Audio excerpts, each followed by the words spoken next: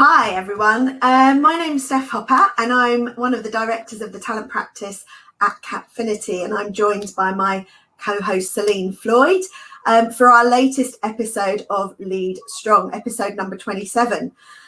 A few words on Capfinity. We are a global business. We are based in various UK locations, Dublin, various US locations and Sydney, Australia. And we've been helping organisations to find candidates, develop employees and transform their business around our USP of strengths-based assessment and development for well over 16 years. I think it might be 17 now. We together, Celine and I, head up the talent practice. And we really focus in the talent practice on supporting organisations to identify and develop their talent all the way through from early careers professionals to their executive leadership through a market leading method of strengths. Celine, hi. Hi, Steph. Hi, everybody. Wonderful to be here again, as Steph said, for our 27th episode. The topic of our conversation today is on leadership shadow, and can't wait to get stuck into what was going to be a really interesting conversation. So Steph says, Celine Floyd, the other director of Capfinity's talent practice, been in consultancy for coming up to 20 years with a specialist area in leadership and talent assessment. We are joined by two fantastic guests again, Lisa and Jim, who I will now ask to introduce themselves. So Lisa, I'll come to you first. Welcome to the episode. Perhaps if you could tell our audience a little bit more about yourself and your career, and why you find the topic of leadership so interesting. Thank you. Thank you, Celine, and it's great to be here, and thank you for inviting me. So I'm Lisa Roberts. I'm down in Southampton, and I work at the University of Southampton as a clinical professor, and I also work in the health service as a consultant physiotherapist. So I've got a fantastic job because it covers sort of four areas. I work with patients, mainly adults with musculoskeletal problems, so people who've had, accidents, injuries, running injuries, all sorts of things. I also get to teach as well, our undergrads and postgrad students. I do a lot of research in back pain, that's my world, and improving communication in consultations. And of course, a fantastic part of it all is leadership. And for example, I work in Europe with one of the spine societies, Eurospine, and I lead their membership council. So I'm really passionate about leadership, and I think I had a fantastic experience when I was in my late 20s. I had my first sort of real management job. And on the first morning, my boss came in and he said, here's your budget, off you go, and I'll back any decision you make. And to work with somebody like that was so inspirational. And that's where, my first love of it really came from. So that's me. Amazing, wonderful. I love the many hats you wear in your role, and I'm sure you make a big difference to lots of people's lives, knowing, colleagues that have those kind of problems and family members. So wonderful to meet you and to have you on here. And Jim, thank you. And Jim, hi, welcome. Same for you. Yeah, hi. Well, likewise, thanks very much for having me. I'm looking forward to the conversation today. My background, I've got nearly 20 years experience in leadership assessment and development on the consulting side. I have developed a particular passion for understanding sales and sales capability, and particularly sales leadership capability, as something that's sort of seen by other parts of the business, perhaps with a bit of suspicion, and sort of unpacking that and getting to understand better sales people and leadership styles within the sales function is something that I'm really interested in, and think that as part of the L&D community, something that we kind of need to perhaps focus more on as well. Wonderful, thank you. Yeah, and you're doing some really fantastic work in that space, Jim, so I'm sure we'll hear more about that shortly. Thank you both, lovely to have you. So today we're going to be talking about our leadership shadow, and I think many of us are probably familiar with the quote, culture is the shadow cast by a leader. Or maybe in a similar vein, Jane Goodall, who is an anthropologist and UN messenger of peace, said what you do makes a difference, and you have to decide what kind of difference you want to make. But it's interesting because Piaget, who is a child psychologist, has shown that the ability to recognise your physical shadow is actually quite a difficult process, and children typically only master that around the age of 8 or 9. So probably quite late, I would imagine most of us think. So indeed, in sort of psychological terms, the correct perception of our own shadow takes a lot of time to evolve. And a useful exercise can be to reflect on all the people as leaders that we have a direct impact on, and then all those we have an indirect impact on. So frontline workers, customers, clients, patients, partners, competitors. We may not deal with those directly, but actually our leadership shadow can have an impact on them. And often there's a gap between the impact we intend to have and the impact we do have as a leader. And that could be due to us maybe overplaying or perhaps underusing some of our signature strengths when we're under pressure. So perhaps we might feel great organisation and planning could come across as perhaps micromanaging, or maybe a strength of curiosity. People might perceive us as being a bit nosy or disruptive. So, you know, a great way to shed some light, I guess, on that sort of intention impact gap is to get some really effective 360 feedback, which is something obviously all of us in the room have experienced and talked about before. But I suppose it's important to think about our shadow. And interestingly, a book written by Kazoki and Dahan on the leadership shadow identified our shadow actually as areas of our leadership work that we try and keep away from the limelight and we separate from our public persona. But they argue that those sides of our leadership will inevitably slip out, especially when we're under stress or under pressure. And so they kind of advise leaders to stay connected, you know, with the different aspects of our shadow side, and also with others that bring out and challenge, you know, shadow aspects of our style.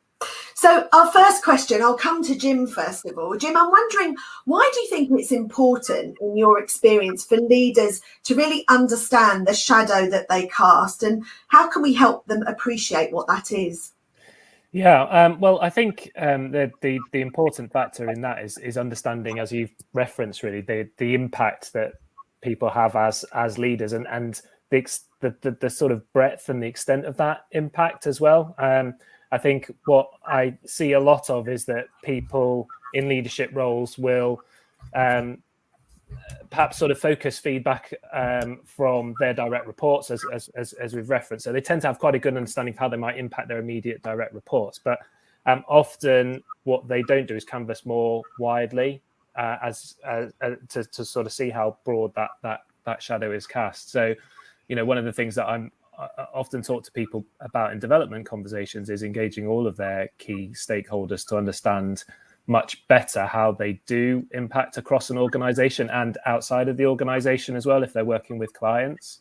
And 360, as you referenced, is a great way to do that. And I'm often struck by how little leaders actually invest in that wider investigation of how they impact on others. It's interesting. And I guess also there's a real difference, isn't there, between the shadow we cast on a good day and the shadow we cast on a bad day. It can feel quite different, can't it, for our followers as well? Yeah, and I think that obviously can vary with each leader. Some people are quite sort of consistent in their behaviour when they're under pressure. Others are very different, and again, understanding the extent of that difference is important, not only from how people perceive their own responses under pressure, but more importantly, how that response is perceived by others around them, what it looks like to those who are on the receiving end, effectively. Absolutely. So Lisa, your thoughts. Why do you think it's important for leaders to understand that shadow they cast, and what have you seen in terms of effective ways of helping them do that? Yeah, I mean, it's a great question, because I think the first thing is that self-awareness, is understanding your own shadow and really how does it come across to other people, and about not making assumptions. So tools like 360 are fantastic because people can then anonymously say what they think, and that's fantastic feedback and really is great. But I think picking up there on what you were saying, Jim, as well, I think is around, you know, sometimes a shadow can be really quite bright. If the light is bright, sometimes it can be more faded. And I think it's understanding that every day, you know, everything that you do, every interaction you have takes a little bit of you away. And whether that's family members, whether that's, you know, patients, clients, whoever it is. And what's really important is to make sure that there's something left, there's something in the tank. And so how do you keep your shadow really sort of topped up. And I think that's been hugely important in the pandemic. And there's often that kind of assumption that people in leadership roles have got it sorted. And frankly, nothing could be further from the truth. So I think it's that having that honesty and being able to sort of share with people, you know, struggles and challenges and when things haven't gone right, I think is really, really important too. So, you know, a shadow doesn't have to be perfect. It can be fuzzy around the edges. And, you know, I think that for me, that's really key. We've talked about that before, haven't we, Lisa? The importance of self-compassion as a leader. Yes. Yeah. And kind of being able to prioritize ourselves. And I always think there's a fine balance, isn't there, in this sort of authentically be able to say I'm not having a great day, versus not wanting to come over as a leader who's always not having a good day and doesn't know. It's like this sort of fine, you know, kind of tricky tightrope that you have to balance about being yourself, I think.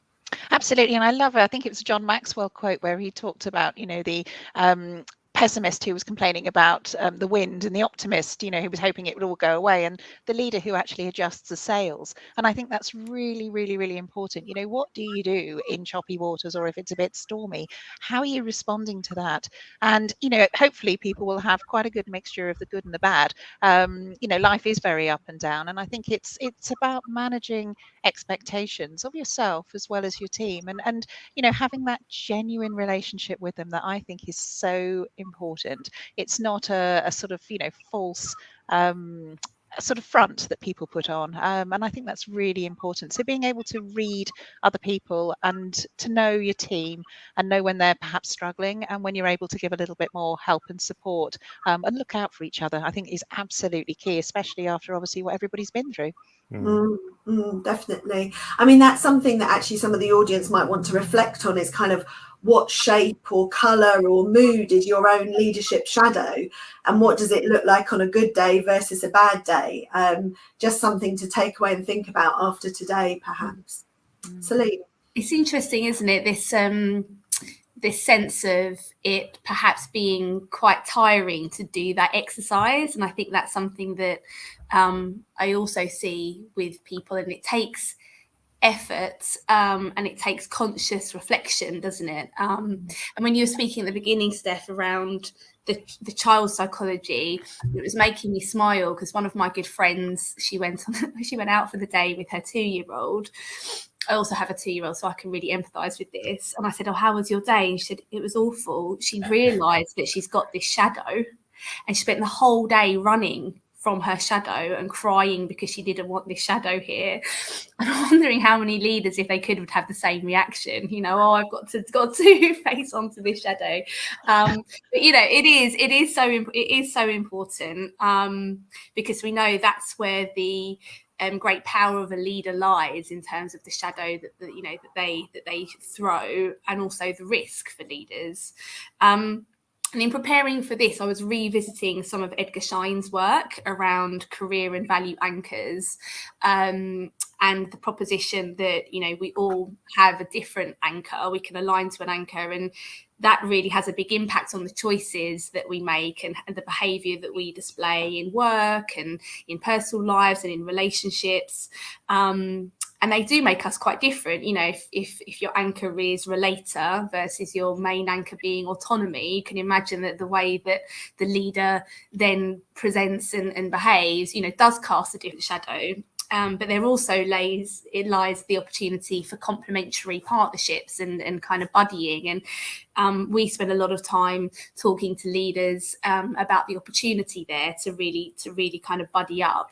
And of course, there's a lot at the moment around inclusion and valuing diversity. So another point of interest that I'd love if your views on is this sense of, you know, how can we help leaders to make sure that their shadow is positive and inclusive, and really accounts for those that they work with who have different values, different experiences, and kind of different drivers. How can we help leaders to do that? And perhaps touching on how you've done that personally in your roles and in your guises. Coming back to Jim again first. Jim, what are your thoughts on that? Well, I think coming back to the point that this needs to be kind of an ongoing reflection and kind of reevaluation for leaders that they go through as part of almost the day job. They need to be able to reflect on and sort of self-assess, self-recognize, this is how I'm feeling today. This is this is the shadow I'm casting today. This is how I need to perhaps deal with this situation this week. This is how I might behave next week. Also understanding what's going on in their teams and with the individuals within their teams as well. But it needs to be almost something where they carve out some time on a daily, weekly, regular basis to go through that self-reflection, because often what I see is, when you talk to leaders about their own development, it's something that they see as happening as part of, maybe an annual performance review process. They get some feedback. It's quite generic. They find it interesting. They might try and do something with it for the first few weeks, but, quickly the day job gets in the way. So it almost needs to be a mentality shift where actually this is important. It's part of the day job. I need to understand that, I need to reflect on it. And I need to be constantly reevaluating and actioning those reflections, perhaps allied to feedback that I'm getting from all those different stakeholders that I'm impacting upon. So it really needs to be an ongoing process, I think. It's interesting, isn't it? The number of leaders who assume that should come really easily and naturally, and actually it's a mindset shift, isn't it, to really raise awareness that those leaders that you think are doing really great jobs, they're probably doing this. It's not some magic thing that's happening. I know. I read a stat recently that leaders spend less than 10% of their time developing others in their team. So if they're spending less than 10% developing other people, how much time are they spending on their own development? It must be tiny. And there's a real opportunity there, I think. Okay, wonderful, thank you. And Lisa, what's your view on this, how we can make sure that a shadow is positive and inclusive? I think just picking up on what Jim said, that's quite a frightening statistic there. And you think the most valuable commodity that any organization has is its staff. And so it's so important to really invest and also to get to know them and to not make assumptions, I think, is absolutely key. And I've had experiences where I've worked with people who've had such a different value set or such a different approach. And I think sometimes trying to understand what the world looks like through their lens is a really important stage that quite often we miss out if we're under pressure. And I think, using those sort of lovely open questions, the TED questions, tell me, explain to me, describe to me, I think is so important, because you can then start to see it through their eyes without perhaps coming across as more accusatory with questions like why. I look back, I think when my daughter was first a teenager, I think there was a moment when I thought, God, it's years since, I was a teenager. And I remember saying to her, tell me, what's it like to be 13? Oh, my goodness. What followed was just incredible. I think she paused for breath about an hour later, but it was such a lovely insight into just everything. A load of stuff came tumbling out, and it was just great. And I think it is about trying to, when you're thinking about casting your shadow, sometimes when we're under pressure, you can just cut the corners, you can dive in and not actually spend that precious time just finding out the facts. And that's when often, if things do go wrong, it's because people have made assumptions, they've jumped in quickly, they've perhaps not fully appraised the situation, and just a few extra seconds, sorting that out can save you a lot of time later. And it's it must be interesting in your line of work, Lisa, especially in the health sector, where and we've had episodes like this where we've engaged with people in kind of safety critical or high risk organizations, and presumably it becomes even more important in that context to make sure that you're stopping, reflecting, taking the time. Is that something that you've helped to relay to others in your career, the importance of that? Absolutely. I think being a physiotherapist as well, we're a very autonomous profession, but actually you spend your life working with people, helping them to take risks and actually move on from where they currently are and perhaps regain some confidence or to try something new. Perhaps they've had a life-changing experience. And, a lot of those skills are so transferable into, every other aspect of life. And I think what can happen, particularly, Steph was talking earlier about micromanagement, you can get to the stage where people are very risk averse. And I always say to my team, it's really important if you're stuck and you don't know what to do, obviously bearing in mind safety, but think about it. Don't expect it always to go right. And if it doesn't, when you're faced with that situation again, you'll know what not to do or what you could do differently. And I think that's really, really important about helping people to grow. And so often, when I look at the team, it's not about their skills or their capabilities. It's actually their confidence. So many people are crippled with imposter syndrome, or they just think somebody else could do it better. And actually, it's how do you really get people to have that self-belief? And I think, there's a massive challenge for society of how have we got people who just don't believe in themselves or just assume somebody else is so much better. And, I think that's such an important thing as a leader and, for all of us to really be working on, because I think it's hugely important. And, you see people saying, well, I won't go for that job because there are 97 things on the job description and I can only do 96 of them. Well, if you can do all 97, you'll probably pass that job anyway. So it's trying to get people to really believe in themselves and actually, put themselves forward, and not that feeling of putting your head above the parapet and waiting to be shot at. We had Claire Yoser on as a guest a few weeks ago, and she was sharing some research around how levels of imposter syndrome seem to have risen, in this time kind of since the pandemic started. So I think that's a really key issue. And Jim, I'm interested in your views on the positivity piece, because I read some research in the HBR a couple of weeks ago that was showing that energetic and positive leadership is coming through as being one of the strongest predictors now of organizational performance and success. And I'm thinking about your expertise in the sales domain. And I think we have a vision, don't we, and an image of a really exuberant, almost jazz handy salesperson. And so I'm just interested in your views on that kind of positive shadow and its place in a sales team specifically. Well, I think the research that we've done in this area suggests that one of the biggest drivers is around people's sort of personal motivation and drive. So people need to want to enjoy the sort of process of selling, which is not for everybody, of course, but they need to have a clear idea of their sort of goals and what they're trying to achieve in that role too.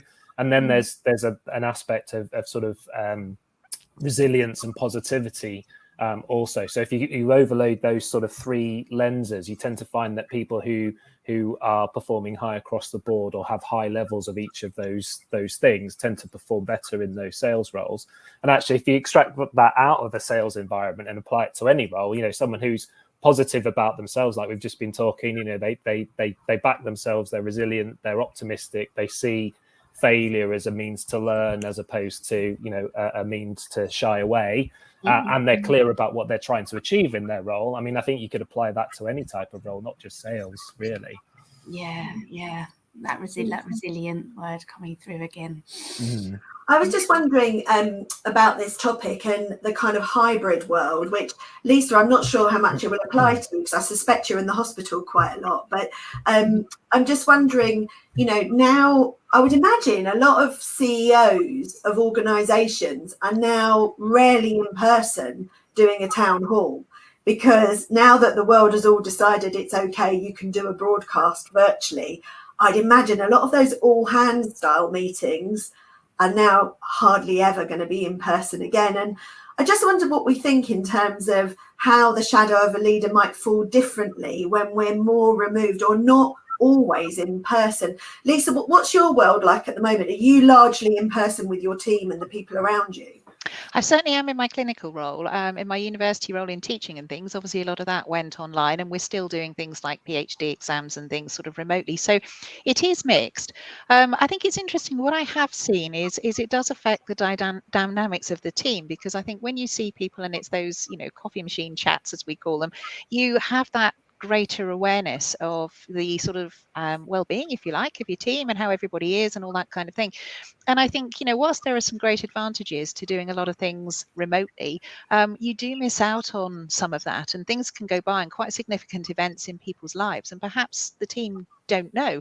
But then how do you sort of broadcast that, or how do they share it? So that becomes quite an issue for them as well.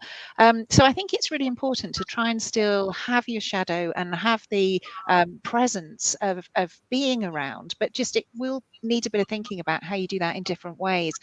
Certainly I feel, you know, if I compare the last few months with my two teams, I would say I felt more connected with my healthcare team because I've been seeing them in person than I have with my university team, who, you know, are absolutely fabulous, and we have weekly meetings and all that kind of thing. But I think we are all such social beings, and not seeing people does make a big difference to the team and to the dynamics. And I'm sure you've all found that too. Yeah. Jim, have you noticed anything in terms of that sort of leadership shadow and the hybrid world, and, you know, the impact that's having now?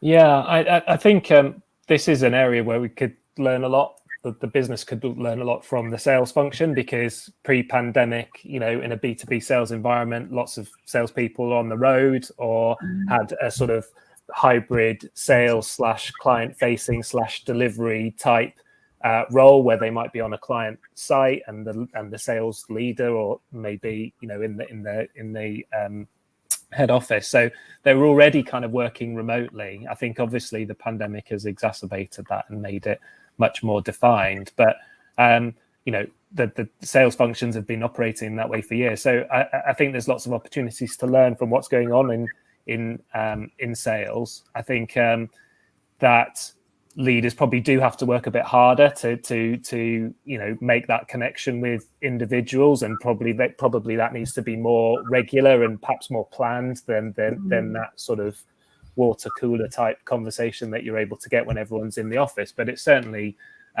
achievable. I think it just maybe would look a little bit different.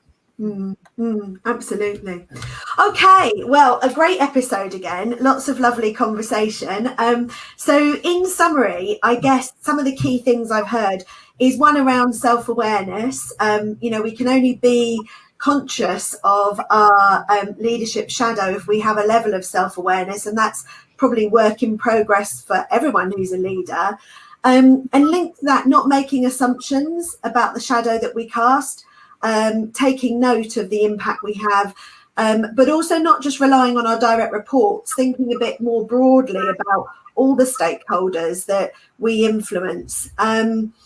And then I really felt sort of connected with the point that Lisa made around, you know, keeping something in the tank, keeping the shadow topped up, because, you know, we all have good days and bad days, but how is it we adjust our sails in choppy waters?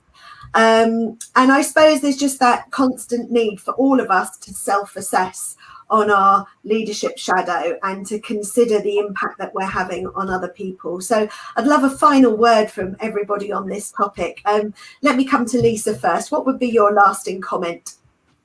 I think the thing is to think about the shape of your shadow. It's with you all the time. It's really dynamic. And I think it's also important that your shadow will cast shapes when you're having fun as well as when you're being serious. So I think, you know, your shadow will look different at different times in the day. When the sun is low, the shadows are much longer. And I think it looks different from where other people are looking at you as well. And I think it's just important that there's always time to make sure that you don't take it all too seriously, and that there's time for fun and casting silly shadow shapes as well. Brilliant. Thank you, Lisa. Jim, your final thought. Yeah, I'd emphasize that the power of sort of regular, ongoing, targeted feedback that the leaders can get from their key stakeholders, so not just the direct reports, but the wider ecosystem whom they interact with, and the impact on them as well, to really help individual leaders to accelerate their own development and growth as an opportunity to progress as a leader. Absolutely. And Celine, your final thought. Just that, like my friend's 2-year-old discovered recently, you cannot run away from your shadow, much to her dismay. And so it is with us at all times. And those leaders that seem to be really impactful and really successful, that's not done by magic. Most of the time, that person is working really, really hard to understand their shadow. And so, you know, you've got to put in the hard work to kind of make peace and to make sure you're doing that really, really well. So they're my final musings. Brilliant. I love the fact that when you've got a metaphor, we can all take it in different directions, which we have done with the shape and wanting to lose it and checking it out. Anyway, a great episode. Lisa and Jim, thank you so much for taking time out in your day to join us. We'll be back in 2 weeks' time. Our next episode links to today because Jim and Lisa have both talked about this. Self-belief and leadership, so confidence. So we look forward to seeing you then. And in the meantime, have a think about your own shadow that you cast.